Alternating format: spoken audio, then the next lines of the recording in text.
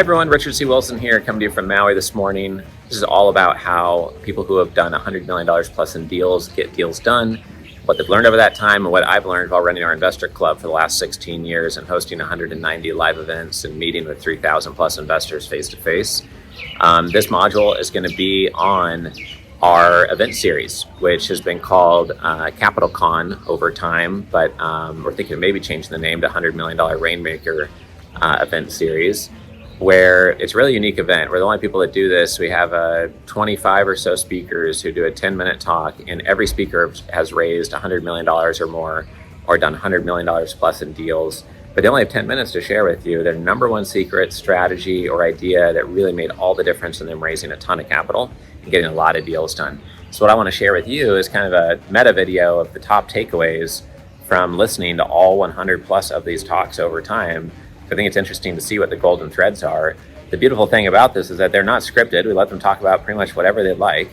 And if you went out and tried to convince 100 people who have done $100 million plus in deals to have a cup of coffee with you, first of all, it'll take a long time just to identify them, even longer to convince them to have a cup of coffee with you, and then half of them may only want to meet with you if they think they can pitch you their deal. They want to share their insights with our network because there's benefits of doing so, and they grow their reputation and may get good leads for deal flow or partners by doing so. And so we've convinced them to do this on stage for our investor club. And not all of them agree with how I get deals done. Like, I'm a big believer in being politely persistent. It was 12 years of following up that got billionaires.com done. It was a deal that I chased for 18 months last year with 150 emails on how I got that deal done in the dental industry. It was 14 emails to Mark Cuban before he acknowledged that I exist on planet Earth and answered my 3 questions for billionaires.com, which, thank you, Mark, if you ever listen to this, I highly appreciate you doing that. But it was persistence that paid off.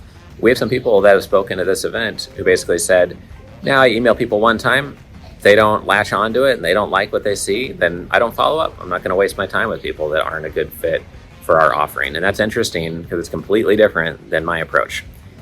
Here are some other insights that came from this. Most important is don't be too hard on yourself if you're having a hard time raising capital. These are people that have all raised $100 million plus, and they have every advantage in the world. They have full-time capital raiser teams. They have the best CRMs. They have the best data. They have all the experience already. They know how to pick the most credible clients to raise capital for or their own projects after learning so much. And they still, after every advantage you can possibly imagine, including 20 years of raising capital full-time, they still usually go after 180 to 250 investor leads to find the 12 to 15 checks that are going to come into that deal. They're not so smart that they can just say, okay, I know what 15 to go to, and they get the deal done. That is not what they said. Over and over again, they said that they would go after still a large number of investors to convert that smaller number. So just keep that in mind. Some other things real quick that I've taken some notes on from all of these was to focus on 1 to 3 areas. Typically, they're not raising capital for 15 different areas. Be politely persistent. Your jump shots have to be hit. You have to be able to make your free throws and get the fundamentals done, the basics done in a credible, professional, consistent way. Respond quickly, in detail, very clearly. Make your process and your value add simple to get. Make things visual and personal. Build real relationships. People do business with other people they trust and like, not with people who claim the highest IRR or the highest returns for their investors.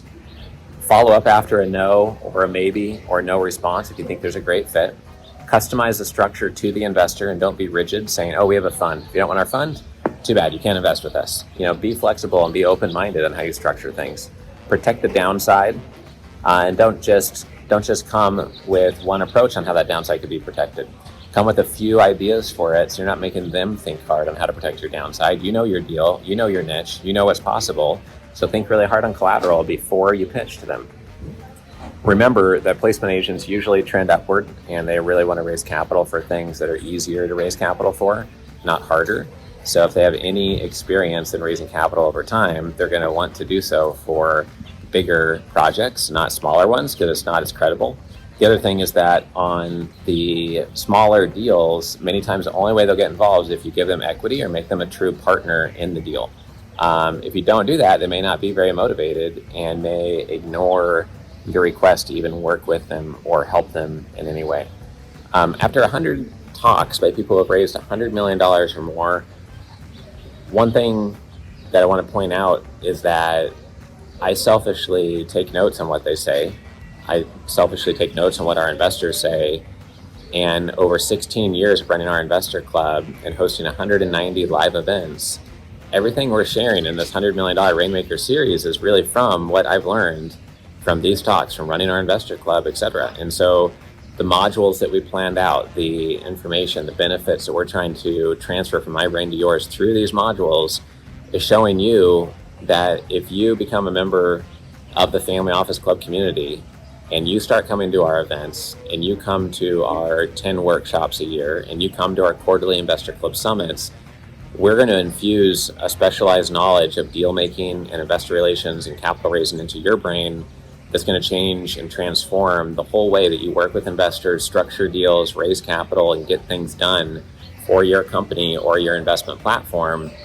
And I hope that all of these modules are really showing you that we do have the goods, that we do have a ton of insights, that we have a lot of unique ideas, and that it is the unique ideas plus you hitting all your fundamentals, which is really going to make the difference, right? It doesn't matter if you send a printed one-page value-add newsletter to your top 300 investors a month if you don't have a professional email address and you don't have visuals of your value-add process in your fund, or if you're not prepared for the due diligence process, which is to come, right? You don't need to do the fancy things if you don't have the fundamentals in place. And a lot of what we take away from hearing these 100 different speakers who have all raised 100 million plus are similar things to what investors say on stage, but the flip side of the coin of what you need to do to appeal to the average sophisticated investor who could write a $250,000 to $1 million or $5 million check. So I hope you see that commonality.